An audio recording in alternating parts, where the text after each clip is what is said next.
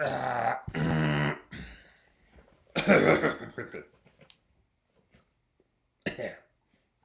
there, Tackler. Welcome to Disney Deep Dive, where each week we dive into the history, stories, and details of the Disney parks. I'm Leah. And I'm Stefan. And we're both here today. Is this when's the last first time in 3 weeks, I think. Last week I was solo. Probably the best episode ever. I did it solo before that. Yeah. So it's been a couple of weeks, since we've been together. So if you do not know, every week, as I said, we go into the history, stories, and details of an attraction or a ride or a parade or a party. But tonight, we're doing something a little bit different. We're going clubbing. Yeah, we're going clubbing. At Club 33. Club 33. So we're really, really excited about this. Give this video a thumbs up if you are watching. Let us know in the comments whether you are watching the replay or if you are watching live, where you are watching from. If you are watching live, we will be chatting with you in the comments. We love to do that. If you're watching the replay, comment. We will respond to you. It's a lot of fun when we have you watching live, so hopefully some people hop on.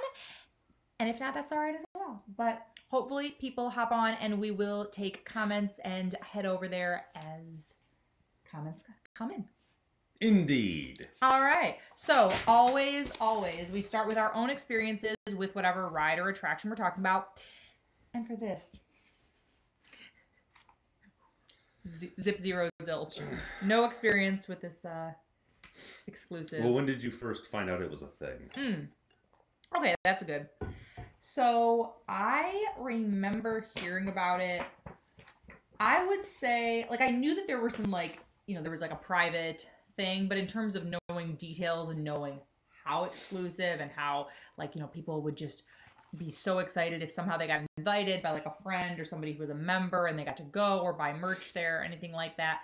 I would say not until we started getting really into Disney. What year would have that been? Like maybe 2014 probably. 2014 was when because at that point we had 2 children. And that's when we always loved Disney, but that's when we both got really into it and like into doing all the research and really geeking out over everything. For a long time, I thought that Club 33 and Walt Disney's like apartment were the same thing. Oh, okay. Like for some, I like combined them in my head for a long time. Like I knew it was a thing, I knew it existed, I know the details, and like to me it was like the same thing somehow. That makes sense to me though. I can see that. But then we watched, I think it's still on there, well actually they were originally on Netflix, I think, but now they're on Amazon Prime Video. I think we might have watched on Prime. I think this was before we had Prime. Okay. But on Netflix, there were a bunch of Disney parks documentaries. This was a long time ago. Yeah, but it was kind of right when we started being like anything we consumed Disney we wanted to see. So we watched a few of those, and I definitely know the one is on Amazon Prime because it has a whole sequence about the Yeti in Expedition Everest. Yes. Do you know the name of it? I'll try to remember.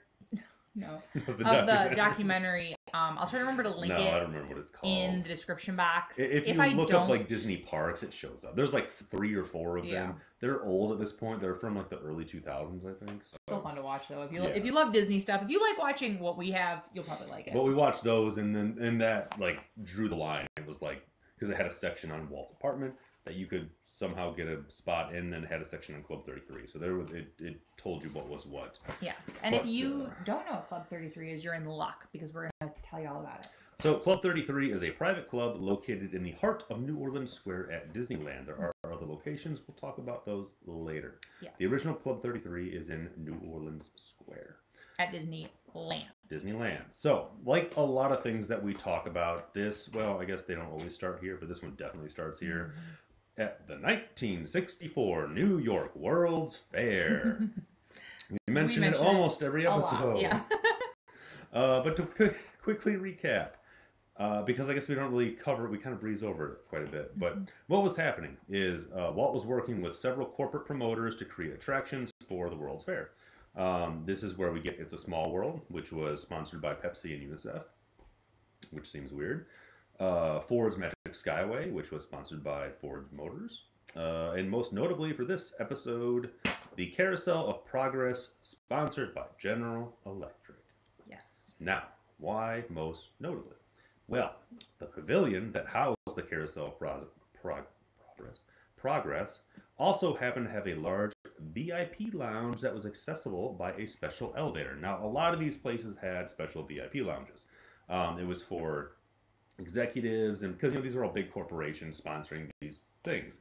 So this was so that executives could bring their family, friends, business people, rub shoulders, do business, schmooze, do your businessy stuff in style, basically. Like do it in a little bit of luxury while the peons rumbled in groups below. So the lounge featured meeting rooms, had live feeds of the attractions coming in so you could watch them, and a bar. Had a bar in there so you could get some drinky drinks and hang out with your friends and family and business acquaintances. This is an area where, I already mentioned that, where they get together. I was jumping ahead of the script. But we can fast forward a bit. So we all know the World's Fair. It ended, and then Walt brought the stuff back to Disney. Yes. As part of it, he wanted to try to keep the original sponsors who had originally given the money to build the attractions, to bring them back to Disneyland and kind of just maintain the operational fees and the maintenance fees associated with them, and keep those places sponsored, which was an awesome business move because he basically got these companies to pay for the creation of these things, got them to pay to bring them back to his park, and then for, I'm assuming, just advertising, like they could advertise however they wanted, and they would pay to maintenance and keep them up while they took in all the revenue. So really good business move. I am kind of jealous of that. I wish I could think of something like that to do in our own business, but that is pretty awesome. So the sponsors would offset the operating and maintenance costs of the attraction, and General Electric was down to do this. They were down to keep their sponsorship of the Carousel of Progress. They're like, yeah, sure, totally, let's do this. Let's bring it over here. But we've got stipulations. They wanted to maintain the VIP lounge when they brought it to Disneyland. Why wouldn't you? It's at this point, Disneyland was establishing itself as a place where kids and families and stuff want to go. And if these executives and stuff could show up and go to their own special lounge there, super cool. It's still popular. I mean, it's like when you go to, Great Wolf Lodge or Disney or any of these places, they have all of these spots for meetings. That's so that these people can go. You go to a conference during the day, you hang out with your family in the evenings or on the weekend portion. And you get to go to a special VIP place where it's like only we can go. Very exclusive, very fancy. Who wouldn't want to do that?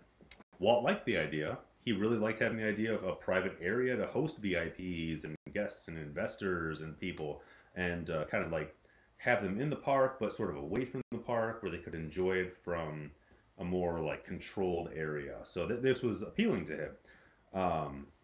Totally fine as long as the bar was removed, because remember, Disneyland was a dry theme park. They didn't sell alcohol at all of any kind, and Walt was against it. He didn't want that in there. We've mentioned this before, mostly around the theme of like Walt didn't want it to be a theme park. He wanted it to be something else. And this is because he viewed a lot of like theme parks and carnivals as like these two-bit dirty places where the sale and consumption of alcohol contributed to this atmosphere of like just like dirty, not niceness. And it didn't match his controlled view of how he wanted this park. when you go to most city carnivals, like in the evening, and you're kind of versus you go to Disney in the evening. Yeah, exactly. There's not a lot of, it's dirty, there's trash everywhere, there's garbage everywhere, people obviously don't care, and there's just an atmosphere of like, it's kind of scary. So you want to get out of there. Walt didn't want that at all. But he also didn't want to lose the deal with General Electric. And he didn't want to go against his better judgment and spoil the magic of the place he'd worked so hard to create. So he came up with a compromise. New Orleans Square was still in development at this time. You know, if you remember from many episodes we've mentioned, but especially Pirates of the Caribbean, they were working on New Orleans Square. Shameless plug. You can watch all of our episodes. We leave them linked in the description box. You can binge watch them. We would love that. Let us know what your favorite one is. Yeah, to do that for more information. But they were still working on it when they left for the World's Fair. So they went to the World's Fair, came back, and continued working on it. Most notably Pirates of the Caribbean. Yep. So, and this kept them tucked away, which you mentioned, from the rest of the park. And they wanted to make sure that it was only used by select visitors. Yeah, Walt suggested that they build the private lounge in New Orleans Square. They were still erecting buildings and stuff, so he's like, well, let's just put it over there. It's kind of tucked away from everything. Like, if you look at a map, like, it's New Orleans Square is, like, over in this area, and, like, everything else is kind of over here. And if only a few people that they, you know, at their discretion were approved, yeah, and they said, yeah, go ahead, go in there. It wouldn't spoil anything. It would be totally fine. And they didn't want to have an open bar. It was basically like, okay, you can get like wine with meals. Mm-hmm. You know, there you go. How's that? General Electric said, okay, sure. Why not? We'll do that. That sounds good.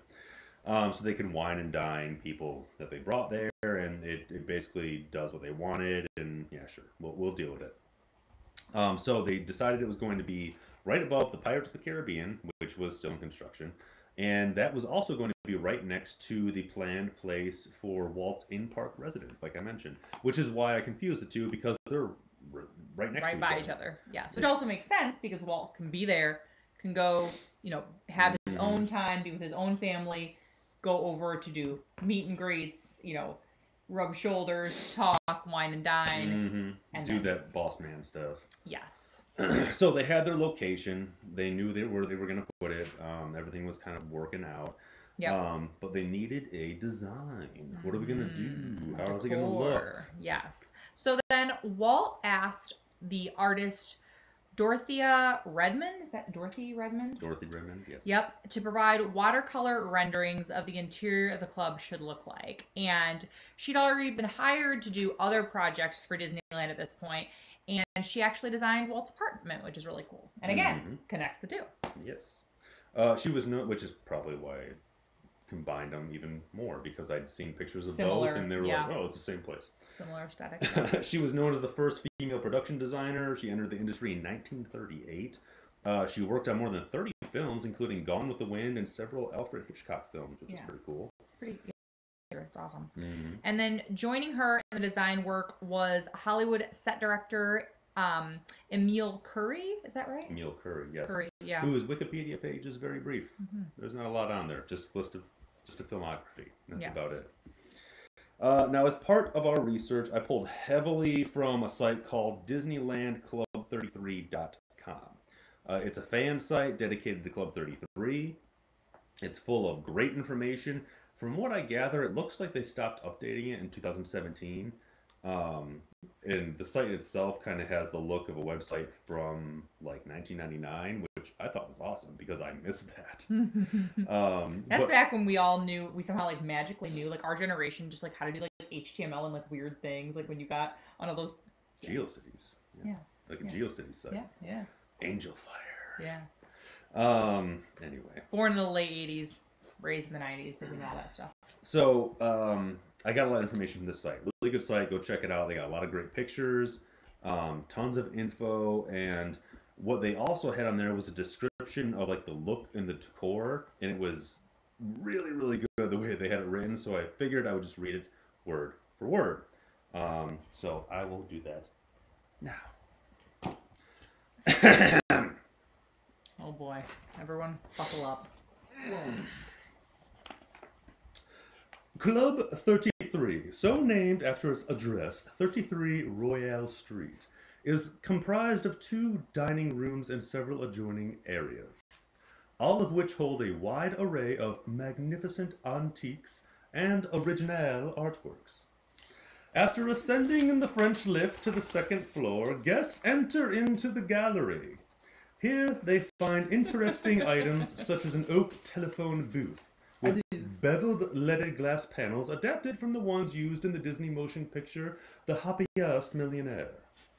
and a rare console table which was found in the French Quarter of New Orleans. In the gallery, as elsewhere in the club, are many original artworks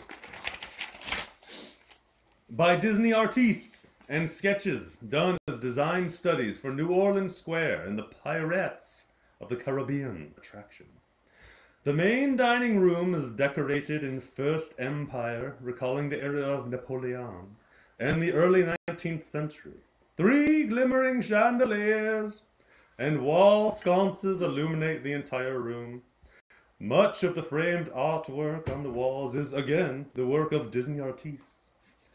Fresh flowers, parquet floors, and antique bronzes create an atmosphere of serenity and warmth. The trophy room is the second dining room and offers a more informal atmosphere. The cypress-planked walls provide an excellent background for sketches done as design studies for the Jungle Cruise and Tiki Room attractions. The design of the room incorporates the use of microphones in the center of each chandelier and a vulture with the ability to speak. Walt Disney's intention for this concept was humorous in nature, as the vulture was to converse with guests during dinner. The trophy room also contains a number of antiques, and it is usually sunlit from a long row of windows. Today, Club 33 functions as an exclusive private club, where members or their guests may enjoy a gourmet meal complemented by the finest wines. Tradition, accompanied by gracious hospitality, has been the hallmark of Club 33 since its opening day. I added the French part. Very nice. And touch. will continue to be for many years to come. I think it sounds lovely. Now, that What a being pun. said, Oh my gosh. the entire place is filled with original artwork, pieces of Disney history, and specific pieces picked by Walt and his wife for Club 33. So it's got a lot of cool I feel stuff really in it. bad. You almost like put me in a trance of laughter and then almost asleep. I just yawned. Oh, you like that? It was pretty good. If you read that over to me tonight, maybe I'll go to sleep. Put you to sleep with a bedtime story. Yeah. But yeah, there's lots of really cool stuff in there. Actually, I looked at a lot of pictures, and a lot of it's like just original artwork and original concept sketches and like pictures and stuff that you're not going to see anywhere else. It's pretty cool. Yes. If you know the timeline of Walt Disney history, you may know this already, but unfortunately, Walt Disney did pass away before Club 33 was complete. So he did not get to see the final completed project. Yeah, it officially opened on June 15th, 1967, 6 months after he passed away. So he didn't get to see it finished, but like most things at that time, they were kind of already set up and they were on their way to being finished. So, and his wife was heavily involved too. So she kind of finished everything out, finalized everything, and was like, yes, this is what he wanted, how he wanted it to what a look. good wifey. Yeah, so she kind of put the finishing touches on everything. And a lot of it comes like direct from her collection too, a lot of the furniture and things. Yeah. And original That's really artwork cool. stuff. So, how do you get in? That's a good question. How do you Let us get know, guys. into this club? The question Can we put the everyone glasses wants back to on? know. Everyone wants to see glasses. I don't really need them. Not really. Alright, fine. Well, the short answer is you don't. You don't get in. The long answer is you first submit a letter of inquiry to Club 33 Member Services. You are then added to a waiting list. How long is the list? They won't tell you. But if you are persuasive, they may give you an approximate wait time in estimated years. Because it takes years to get in. I'm not sure what the process is, but I sort of kind of feel like maybe either someone has to drop out or die.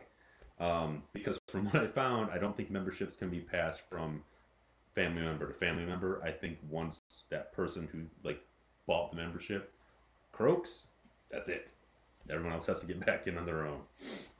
Eventually, though, you may be contacted. And after reviewing you and your eligibility, which includes things like Money. financial situations. Like money. I don't know of any of the other details. It seems like a lot of regular people get in there, so I imagine it's just money. They're like, can you afford to pay to be in here? They may or may not invite you for membership. Once you are invited, you have to make a small initiation fee payment of $25,000 to reserve your membership. $40,000 if it's a corporate membership. Then you pay a $12,000 each year membership dues fee. This is similar to DC or to like Disney Vacation Club, but it's just But it's Club just a 33. restaurant. Yeah, That's it. It's like being in DVC, but you're just in a restaurant. Yeah. And then once you're in, you have to follow all of the Club 33 rules and codes of conduct. Now, I don't want to destroy anyone's dreams, because you can actually get in there, and a lot of people do this way. If you know someone who already has a membership, they're already a member there, they can reserve a dining time for you. Yes, and a lot of people you will see, like I follow a lot of people on Instagram, and I don't, at least no one that I know of is a member, but I've seen a few people who I know go, and it's pretty cool because they have these amazing dinners and they get to talk all about that. And we'll get into the rules, but you can also, they can get exclusive merch if you get to dine there or you get to go there.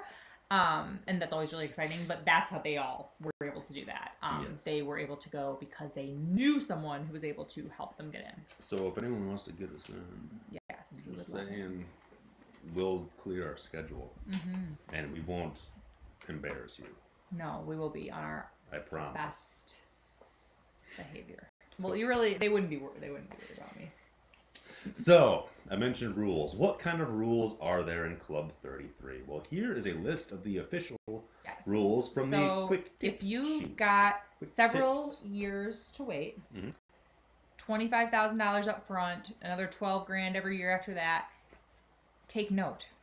Get ready. Even if you don't have that, maybe someday you will, so get ready. All right. Starting with cancellations. And these are directly off the sheet, so I'm reading verbatim. Due to the limited seating capacity, it is very important to arrive on time for your reservations. If your party arrives 30 minutes beyond the scheduled reservation time, their reservation may be subject to cancellation at the sole discretion of Club 33. Which I think is fair and normal in any restaurant. I really don't think that's at all Yeah, that's not very outlandish. Like, if you show up 30 minutes late to a reservation, like any restaurant's going to be like, no, most doctor's offices, it's 10 to 20 minutes, and then it's like, see ya. Next one is dress code. So for lunch, you can come in what they call fashionable casual attire in order to enjoy the Disneyland Resort in comfort, but you may not have tank tops, cutoffs, swimsuits, bare midriffs, sweatpants, flip-flops, sandals, or beach wear. Walking length shorts are acceptable. Jeans are acceptable provided they cover undergarments completely and are not extremely faded or torn. Once again, I don't think this is that crazy. This is pretty typical at like a lot of nice restaurants, clubs, country clubs, traditional places. I can't even imagine going to somewhere like this like that anyway. Yeah, no, this isn't weird so far. Yeah. If guests have been enjoying the day in Disneyland Park, evening casual attire is acceptable for dinner. For gentlemen, collared shirts and slacks are appropriate. And for ladies, an informal dress or pants with a blouse are appropriate. Update. I don't know when this update happened, but it says shorts are no longer accepted for dinner. These are also similar to, actually a little bit more lax in some ways than to Victoria and Albert's, which is the very fancy restaurant that everyone wants to go to at Disney World. You know it because of the menu. It's one where a lot of people do chef's table. There's multiple courses. It's really, really nice. Yes. And actually, some people who we know, the husband I follow on Instagram, I follow her and her husband, and he didn't have that's right, the shoes. Like, she forgot to pack him. Like, he was appropriately dressed, but he didn't have the shoes. And so they were really nervous. And I don't know if they didn't even go to try to go to the gift shop, or I don't know what the situation was. But anyway, well, no, they let him go in. Oh. And I think that they were like maybe like Sperry sandals or like something like that. They weren't that bad. It wasn't like he was wearing like but Chuck Taylors or something, or yeah, a pair of like busted down Vans. Alcohol service at Club 33 is a privilege. Mm-hmm.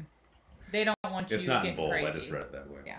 Service of alcoholic beverages may be terminated at any time with the sole discretion of Club 33. Yeah. So they will cut you off. Yes, which again, anywhere can do this. At Applebee's, they could do this. Like, this is not. Isn't there a whole episode of The Office where the whole point is that Chili's is like, they're like, we have a strict 2-drink minimum, and pay them drinks from everyone else's drinks, and they're like, she's no longer welcome here. Side funny story is this is a long time ago. When we were first dating, I was with one of our mutual friends. Him and I went to Chili's. Oh, that's right. This is so funny. So we ordered chips and salsa, and then we each did have a drink. We were not like drinking to the point of being drunk or anything like that, but we were laughing. We were having a good time. We were cracking up, and the bartender like brought us waters and stuff, and I could tell it was like very obvious because again, I was not drinking that much, but it was very obvious. They were like, oh boy. And I'm like, I mean, I guess we could have come in already, have been somewhere else. They want to keep the fun down at Chili's. Yes. Flavor up, fun down. New slogan. Club 33 is a non-smoking establishment, which includes balconies and stairways. Etc. There was a little thing on there that said, like, for your convenience, there's a smoking area next to the Haunted Mansion. But I don't think that's a thing now, right? Like, all of Disneyland is non-smoking. Well, Disney World did have smoking, like, zones, but then I think they got rid of those as well. So I think it's just, like... We aren't smokers, so we don't know, but yeah. Yeah, so I can't relate. I'm just... Meal charges. So, Club 33 maintains a minimum food charge equal to the full price of a regular adult one-day, one-park admission ticket. So, peak would be $124. Today. So, you pay your gajillions of dollars for your yearly fee and your entrance fee, and then you show up and you have to pay a gajillion more for your meal. A gajillion. A gajillion. A gajillion. It's a gajillion to me. Yeah. Proper conduct. Guests must conduct themselves properly at all times while at Club 33. Specifically, lewd conduct, inappropriate attire, solicitation of any kind, and profanity shall not be permitted while on Club 33 premises. The use of cellular telephones is prohibited in the dining areas of Club 33. Mm-hmm. While in Club 33 dining areas, please place your cell phone on silent or vibrate. When answering or placing a cell phone call, we ask that you go to the hallway so that your fellow guests may continue to enjoy their dining experience. How are people going to Instagram their dinners? Well, that's like the thing. Ridiculous. That's like the thing, you just share it. This is outrageous. The world must know. Well, it's like exclusive and secretive that way. Yeah, I guess. That's cool. All right. Again, like none of these rules are like outrageous or crazy. It's like any like upscale restaurant you go to. Like none of it's like, well, you come in and first you must sacrifice a goat to gain entrance, and then you've already paid a lot of money. So as long as you're not cursing, getting drunk, yeah, like yeah, it's just not. Yeah, it's like just show up and be decent. Be a decent human. Yeah, yeah. And also don't talk on your phone. Sure. Updates and refurbishments. The entire club had a huge remodel in 2014. Mm-hmm. There was a new logo designed. It's very similar to the original. It has more dimension. It's like the original one, but it just looks a little more like rounded and 3D-ish, I guess. Yeah. I mean, you can compare the two online. You can see what they look like. I like it. It's cool. Mm-hmm. It's a nice refurb. Mm-hmm. The entrance was moved from its original location next to the Blue Bayou restaurant to the Court of Angels? What? Court of Angels. With La Masquerade. Oh my gosh, the accent's back, you guys. Look out. There's a lot of accents in this episode. With the La Masquerade d'Orleans. I think you're mixing many accents. How would I know? I only speak one language. Yeah, whatever. I do accents for the kids sometimes, and I'm like, there's many things happening, but they like it, so I'm gonna do it while it still impresses them. Or at least gets a laugh. Yeah, who knows? And the holiday decoration shop was converted into a reception foyer, so they expanded that quite a bit.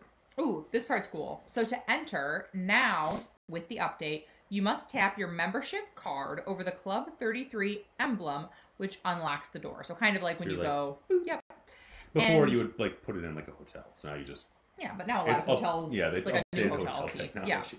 Yeah. If you're not a member, but someone made a reservation for you, you ring a doorbell to the left of the door. You give your reservation name and time through an intercom system. So you're not allowed in. You can't even just go up to, like a hostess stand or a host stand or anything like that. You have to intercom in if you are a guest. Yeah, so you give like your name, the time you're supposed to be there, and then even then they might not even open the door. If you get something wrong, they'll just look at it and be like, okay, someone's messing around, and then just not come. But otherwise they open the door and then invite you inside. Yes, and I think too, people get scared of this. Like everyone who I've ever seen, people I know and people I don't, and they treat you well in there, right? Like they're not, yes, it's very exclusive and that's part of the fun of it and the enchantment of it, but like they're going to be kind to you. They're going to be very kind to you because either you're paying all this money or you're the guest of someone paying all this money, for one, but for two, they keep that Disney stuff going. Like it's not like, exactly. It's strict, but it's kind. It's like not you're going to get like top-notch service anywhere you go in the parks. Yes. This is just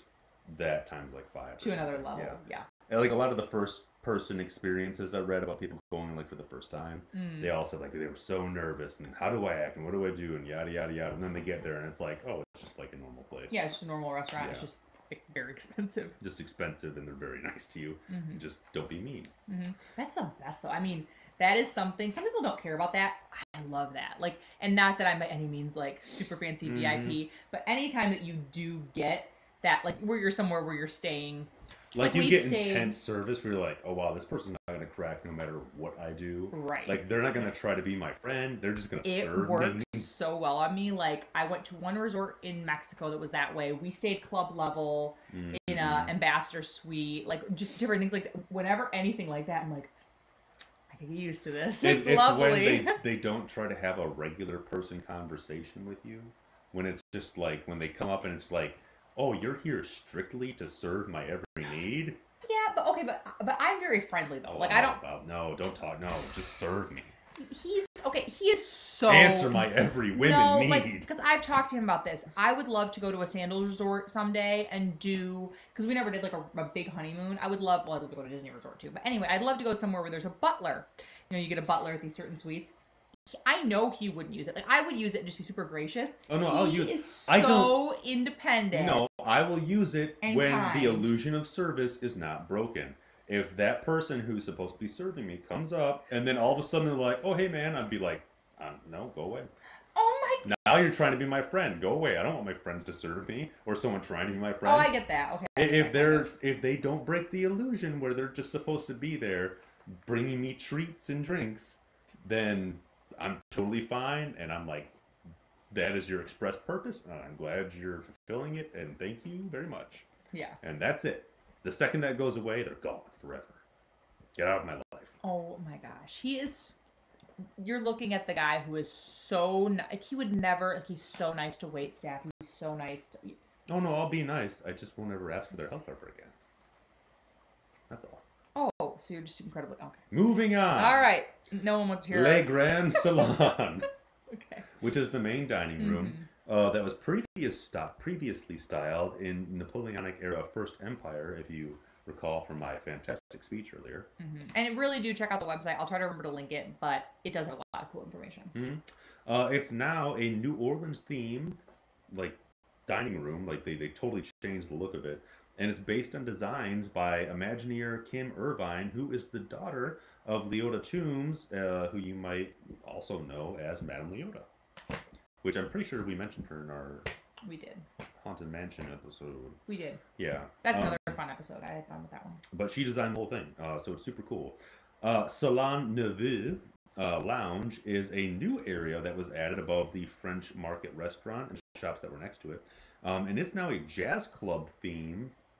A jazz club themed in the style of Tiana's Art Nouveau restaurant from Princess and the Frog, which is awesome. I love that movie. I love that movie too, and it has a large, beautiful, handcrafted wooden bar. Yes, so it does have a standalone bar, and it looks super cool. And I watched, I looked at pictures of like the bartenders like mixing up drinks and stuff. Oh my gosh, it's so awesome. Like, I don't know what you call that, drink craft, or like. the art of making a drink is a mixologist. Yeah, mix up. No, that's something different, isn't it? I don't know. But that stuff's super interesting to me. Like people who do it like with a lot of flair and it's really fancy and really cool. Like that to me is like. Yeah, that's really cool. And I would love to go get a drink there because it looks amazing. But yeah, so it's supposed to look like her restaurant. And I didn't actually ever realize this, but someone mentioned it in the video I was watching where they said that the restaurant is her like castle. Like that's her princess castle. Like is the restaurant. And I was like, I don't know if that's a thing. Maybe they just made it up. But I was like, oh, cool. That makes sense. It looks like a castle. Yeah, that's really cool. But that movie's amazing. Oh, we love that movie. I didn't watch it for like ever and ever and ever because I was too old when it came out. And the music is amazing. The story's amazing. One of my favorite villains ever. So funny. Oh, what's the what is it like? I Got Friends on the Other Side or something. Yeah. Oh gosh, it's so good. So good. We have it on Blu-ray. Actually, we've been doing a new thing where we have date night on Friday where we make food. We should do like a New Orleans theme one night. Ooh, yeah. That'd be fun. I could make beignets and we could make Ooh, he makes some gumbo or something. Oh man. Oh, he's gonna rethink our plan. Our plan for tomorrow is to make fish tacos, like food truck style. No, we'll have to wait till the summer because we have crayfish here, so we can catch some crawdads, and then we can have a boil, and then we can have some. He's getting very positive. I mean, it's going to involve a lot of like running around in the water at night, but it'll be good. Oh, great! Just what every girl wants to hear. Wow. So my Prince Naveen. The kitchen was also moved and expanded. And that's pretty much it for the update. I mean, there's a lot of other like details and things that they changed, and it's really fun to look at the comparison photos. Oh, one other thing I would like to bring up: the bathrooms were also updated. They're still called latrines, and they're still very fancy. But in the men's bathroom, they have installed an original-looking toilet system. So it's got the tank way up high, like for that increased gravity flow. That's cool. And it has, on the tank, it says John Crapper and Company, like with the original logo on there. Yeah. And that to me is hilarious. It is. We told our kids what, bidet. Know what a bidet is. Yeah. They thought that was, I mean, they were like. That's good for a joke. Yeah. If you have small children, tell them what a bidet is. All you have to do is tell them what it is. Like, actually what it is. And they think it's hilarious. Yeah, just you tell them what its purpose is. So there are several other Club 33s in existence. Yeah. The second Club 33 was opened in Tokyo Disneyland, and it is located on the center street of World Bazaar, and that's basically the park's version of Main Street USA that we know. And the second Club 33 was opened in Shanghai, Disney, located in Mickey Avenue, which is that park's version of Main Street, USA. And then I did see a bunch of information about like a series of Club 33s being opened in Disney World, but I forgot to look up more information on that, and I have no idea if they exist or not. If you know anything about that, let us know. Because I forgot about it. I started looking at photos. But we do have a Disneyland plan. Like, well, not really a plan, just a plan that, in the sense that we want to go. So someday we can go to Club. We will visit. Yeah. So now we enter the fun fact lightning round. That noise means that both of us forgot to get our sound effects out. But there's the lightning. Crack, crack. I deleted the app on my phone. Oh. Yeah. It froze up and stopped working. Oh, yeah. So, first fun fact. Membership cannot be transferred from park to park. If you want to visit a different Club 33, you have to become a separate member of that club all over again, complete with additional dues and fees. Yep. In season 1, episode 2 of Futurama, entitled "The Series Has Landed," the crew goes to a theme park on the moon, and in the back of one of the scenes, you can see a door with a very similar entrance to that of Club 33 with a sign that says 33 and a half. It's super small, and it's funny because I just watched this episode. Yeah, because really, he's a big fan. I just started rewatching Futurama on Hulu. So I just watched this, and obviously the whole episode is very Disney. Yeah, let us know if you watch Futurama and if you've seen this episode. Which actually they own now because they own Fox. Cool. But yeah, it says 33.5 next to it. I couldn't see. I was watching on my phone, so I couldn't see it or anything. But yes, it is there, and it is a reference to Club 33, which is kind of cool. That is cool. The name Club 33, which I also mentioned in my speech, comes from the street address of the building's location, but many people also believe it's a nod to the 33 original sponsors of Disneyland when it first opened, or who were there when New Orleans Square was being built. This story was told originally by Roger Craig, who worked at the club when it first opened, and he worked his way up to being manager of the entire place. But personally, I kind of think it's just based mostly on coincidence and conjecture, because the building, like, it had an address when they built it. Every place had an address technically, even though they just made them up, and that one was 33, and they're like, oh, Club 33, perfect. So I think it's just total coincidence that there were 33 original investors, sponsors, and then he just like made the connection, and maybe someone like told him that, and it was like, oh yeah, that makes perfect sense. But I'm pretty sure they just used the address. I don't know why you would take so much time to come up with a name to be like, oh yeah, it's the address, but also it's this other thing, because it's only relevant to that particular time. Yeah. Because after that, the sponsors dropped off and changed, and it's totally different. So it's a cool idea, though. I enjoy when people like. It's a cool idea. The official reason is that it's the address, and I just go with that. Yes, and I don't know. I like though when people are sleuthing out, kind of trying to come up with ideas. It's fun. So benefits of membership include valet parking, early admission into the park, up to 6 fast passes each year. Each visit. Oh, each visit. And exclusive access to the Lily Bell parlor car. Which, that alone might require its own episode, because and it might be a short one, but there's some interesting history there. Yeah, if you'd like to see that, let us know in the comments. We are always interested to hear what you guys want to see.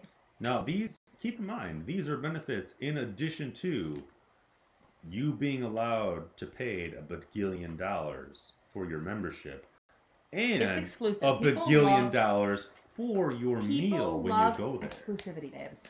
I know. That's what I'm saying. Benefits to being a member. So, are you Googling right now? Looking for a point of view, yeah. So that you can see the inside of Club 33? Are you looking to see what's happening in here? Good luck. You're not going to find it. Usually we talk about point of views. There is not. It's not going to happen, because you're not allowed to film inside Club 33. Yes. So take that. Yes. And discrete pictures seem okay. Yeah, which is very touchy too. Everyone who I've seen, like, you're not allowed to just like whip out a phone at your dinner and take pictures, but there are pictures, and I think it depends on the room, like, because of the phone rules.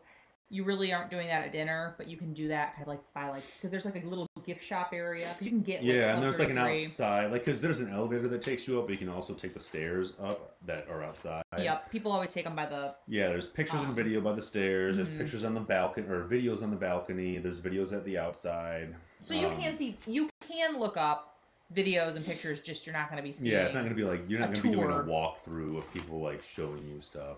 Apparently, also at the new entrance, there's a vulture, like one of the vultures. Actually, I should mention this because I just jokingly said it in my speech portion. But rewind to see that. There were originally, okay, so you'll see inside, and I'm assuming they're still there, but a bunch of animatronic birds, like tiki room style, like a vulture and stuff. Yeah. They're not operational. But then if you also look in the chandeliers, and I also don't know if this is gone or not, it might not be there anymore, but in the chandeliers, there are hidden microphones. The idea was, and this to me just seems super creepy, but there were going to be microphones that would listen in on guest conversations, and then an operator who was controlling the birds, whose sole job would be to listen to people's conversations, would make the birds interject into people's conversations and comment on what they were saying. But it's really honestly no different than the Alexa that you probably have. Oh, hopefully ours didn't hear me. The Alexa you have sitting on your counter right now. So yeah, same thing. It's still just, it's interesting. Old school. Yeah, it is interesting. But that never actually happened. The microphones are there, the animatronics are there, but they never actually put it into working order. I wonder what the I think maybe that's the thing where like Walt passed and everyone was like, hey, let's not do the creepy birds. Yeah. And they were like, hey, good idea. Yeah, yeah. I really, because there are quite a few things that Walt is like insistent on. So it's like they would either just say yes or they'd try it for a little bit and then kind of back off of it. Yeah, there was a lot where it was like, whatever you say, boss. Mm-hmm. And I think this was starting out as a whatever you say. And then when he was gone, they were like, we're not doing that right. No, we're not doing that. Mm-hmm. But they were still there. And apparently there is a vulture in the entrance now that will talk to you. That's cool. I don't know if it's just recorded stuff or if there's someone actually operating the thing and it shouts things at you. I don't know. Probably just recorded. There's no video. There's no video. There's no video of it. But get us in there and we'll tell you. Yeah. Firsthand. Let us know your ends. We want to know. Let's see. I had one other thing. What was it? No pictures. No. Maybe that was it. I saw lots of pictures of the inside, though. Yeah. There is actually, look it up. It's worth looking if you go to that site I mentioned, there is a bunch of guest photos. And if you go to the interesting stories section, there is a very interesting photo that people took secretly of Mickey Rooney looking very angry and eating there. I don't know when it's from, but it was funny to see. DisneylandClub33.com is the address. I will try to put it for the replay. If you're watching the replay, I'll put it in the description box. But awesome. That was a good one. Yeah, that's all we got for Club 33. Get us in. Yeah, get us in. We want to thank the liveplace.com, our friend Dean. The liveplace.com has a bunch of Disney content and a bunch of live streamers, family-friendly Disney live streamers. We love it, and he streams our live every week, which we really appreciate it. So thank you so much. Definitely check it out if you're interested in finding fun streamers. People do trivia, people do shows, people do all sorts of fun, good stuff. All sorts of things. Yes, all sorts of things. Just chatting about all things Disney and family fun. And we also want to thank you for watching and participating. And speaking of participating, if there's a ride or attraction or anything they want to see, this is our script, bud. Help me out here. I threw that away a long time ago. Speaking of participating, if there's a ride or attraction you would like us to cover, be sure to reach out to us on Instagram. I'm LeahTackles on Instagram, and you can find Stefan at Small World Shirts Co. or the Mitten Print Shop. I will link them in the description box, so let us know what you want to see. And thank you guys so much for watching. If you like this video, thumbs it up, share it. We would love to have more people watching live, more people sharing. And we want to know what you want to see. Indeed. Have a magical day. See you real soon. Bye. Bye. Bye. Bye, guys. Bye.